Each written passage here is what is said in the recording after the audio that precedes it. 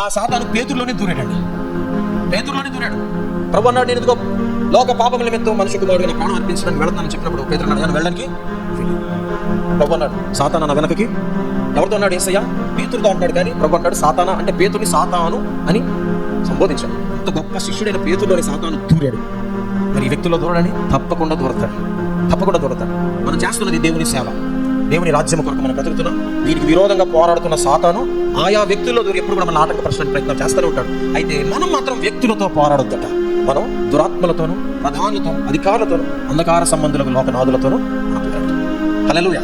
అయితే ఆ పోరాటం ఎలా చేయాలి? ఈ పోరాటం కత్తులతోనూ లేక కర్రలతోనూ చేసేది కాదు.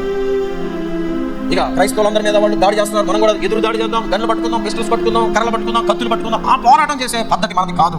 మన పోరాటం శరీరాలతో కాదు, మన పోరాటం దురాత్మలతో. ఎలా పోరాడాలి? మన ఆయుధాలు ఏంటి? లేఖనం ఏం చెప్తుంది చూడండి. మన ఆయుధాలు, మన యుద్ధ ఉపకరణములు శరీర సంబంధమైనవి కావు.